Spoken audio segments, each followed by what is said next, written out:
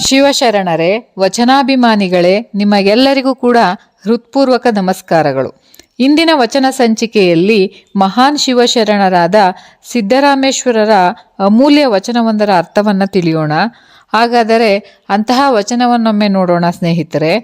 ಆದಿ ಅಕ್ಷರದ ಭೇದವನರಿಯದವರ ಎಂತಯ್ಯ ಭಕ್ತರೆಂದೆಂಬೆ, ಆನಂದ ತನುಮನ ಕರಸ್ಥಲದ ಬಹಳ ವರಿಯದವರಿಗೆ ನೀನೇ ಕೊಲುವೆಯಯ್ಯ ಕಪಿಲ ಸಿದ್ಧ ಚನ್ನಮಲ್ಲಿಕಾರ್ಜುನ. ಈ ವಚನ ತುಂಬ ಚಿಕ್ಕದಾಗಿದೆ ನೋಡಿ, ಆದರೆ ಇದರೊಳಗೆ ಅಡಗಿರುವ ಆಧ್ಯಾತ್ಮಿಕ ಸಂದೇಶ ಬಹಳ ಆಳವಾಗಿದೆ. ಸಿದ್ದರಾಮೇಶ್ವರರು ಕೇವಲ ಪೂಜೆ, ವ್ರತ, ಆಚರಣೆಗಳನ್ನು ಭಕ್ತಿ ಅಂತ ಒಪ್ಕೊಳ್ಳಿಲ್ಲ. ಭಕ್ತಿ ಎಂದರೆ ಅಂತರಂಗದ ಶುದ್ಧತೆ. ಅವರ ಪ್ರಕಾರ ಭಕ್ತಿ ಎಂದರೆ ಆತ್ಮಜ್ಞಾನ. ಭಕ್ತಿ ಎಂದರೆ ದೇವರನ್ನ ತಿಳಿಯುವ ಪ್ರಯತ್ನ.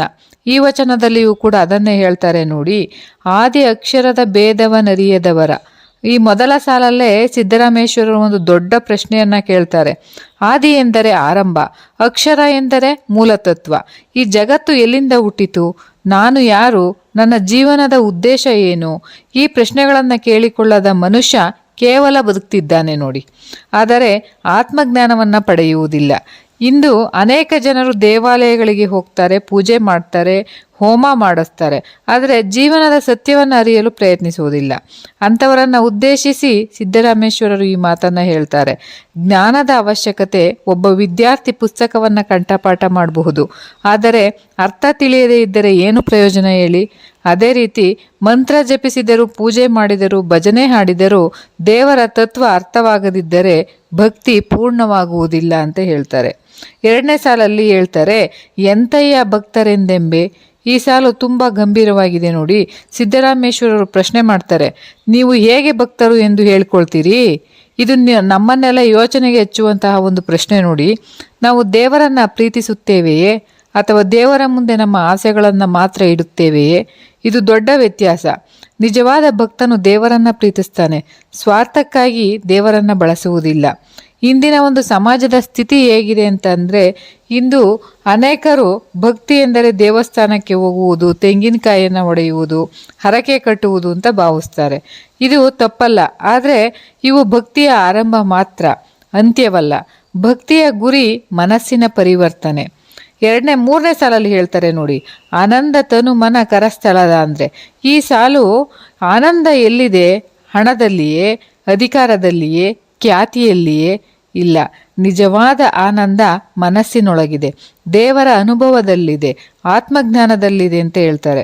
ಒಂದು ಎಕ್ಸಾಂಪಲ್ ಕೊಡ್ಬೇಕಂದ್ರೆ, ಒಬ್ಬ ಶ್ರೀಮಂತ ವ್ಯಕ್ತಿ, ಅವನ ಬಳಿ ಕೋಟಿ ಕೋಟಿ ಹಣ, ದೊಡ್ಡ ಮನೆ, ಕಾರು, ಎಲ್ಲ ಸೌಕರ್ಯಗಳು ಕೂಡ ಇವೆ, ಆದರೆ ರಾತ್ರಿ ಎಲ್ಲ ನಿದ್ದೆ ಇಲ್ಲ, ಭಯ, ಆತಂಕ, ಒತ್ತಡ. ಇನ್ನೊಬ್ಬ ಬಡವ, ಆದರೆ ಮನಸ್ಸಿನಲ್ಲಿ ಶಾಂತಿ, ದೇವರ ಸ್ಮರಣೆ, ತೃಪ್ತಿ. ಯಾರು ನಿಜವಾದ ಶ್ರೀಮಂತರು? ಇದರಲ್ಲಿ ಮನಃಶಾಂತಿ ಹೊಂದಿರುವವನೇ ನಿಜವಾದ ಶ್ರೀಮಂತ. ತನು ಮನ ಅಂದರೆ ಸಿದ್ದರಾಮೇಶ್ವರರು ತನು ಮನ ಎಂಬ ಪದವನ್ನು ಬಳಸ್ತಾರೆ. ತನು ಎಂದರೆ ದೇಹ, ಮನ ಎಂದರೆ ಆಲೋಚನೆ. ದೇಹ ಶುದ್ಧವಾಗಿರಬೇಕು, ಮನಸ್ಸು ಶುದ್ಧವಾಗಿರಬೇಕು. ಅಷ್ಟೇ ಅಲ್ಲ, ಚಿಂತನೆಯೂ ಕೂಡ ಶುದ್ಧವಾಗಿರಬೇಕು ಅಂತ. ಮನಸ್ಸಿನ ಶುದ್ಧತೆ.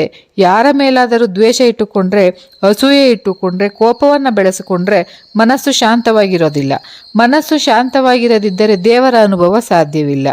ಶರಣರ ಸಂದೇಶ ಏನಂದರೆ, ಬಸವಣ್ಣನವರು ಕೂಡ ಅದನ್ನೇ ಹೇಳ್ತಾರೆ ನೋಡಿ, ಕಳಬೇಡ, ಕೊಲಬೇಡ, ಹುಸಿಯ ನುಡಿಯಲು ಬೇಡ ಅಂತ. ಇದು ಕೇವಲ ನೀತಿ ಪಾಠ ಅಲ್ಲ, ಇದು ಭಕ್ತಿಯ ಮಾರ್ಗ. ಒಳ್ಳೆಯ ಜೀವನವೇ ಭಕ್ತಿ. ದೇವರು ಯಾರಿಗೆ ಒಲಿಯುತ್ತಾನೆ? ಬಹಳ ಒರಿಯದವರಿಗೆ ನೀನೇ ಕೊಲುವೆಯಯ್ಯ ಅಂತ ಸಿದ್ದರಾಮೇಶ್ವರರು ಕೇಳ್ತಾರೆ ನೋಡಿ. ದೇವರು ಹೊರಗಿನ ಆಡಂಬರಕ್ಕೆ ಒಲಿಯುವುದಿಲ್ಲ, ದೇವರು ಹೃದಯದ ಶುದ್ಧತೆಗೆ ಒಲಿತಾನೆ. ಇಲ್ಲಿ ಒಂದು ಉದಾಹರಣೆ ಹೇಳ್ಬೇಕಂದ್ರೆ, ಒಮ್ಮೆ ಇಬ್ರು ದೇವಾಲಯಕ್ಕೆ ಹೋಗ್ತಾರೆ. ಒಬ್ಬನು ದೊಡ್ಡ ಪೂಜೆ ಮಾಡಿಸ್ತಾನೆ, ಇನ್ನೊಬ್ಬ ಮೌನವಾಗಿ ದೇವರನ್ನ ಸ್ಮರಿಸ್ತಾನೆ. ಹೊರಗೆ ನೋಡಿದವರಿಗೆ ಮೊದಲನೆಯವನೇ ದೊಡ್ಡ ಭಕ್ತ ಅಂತ ಅನಿಸುತ್ತೆ, ಆದರೆ ದೇವರು ಎರಡನೆಯವನ ಹೃದಯವನ್ನ ಕಂಡ. ಯಾಕಂದರೆ ಅವನ ಮನಸ್ಸು ನಿರ್ಮಲವಾಗಿತ್ತು.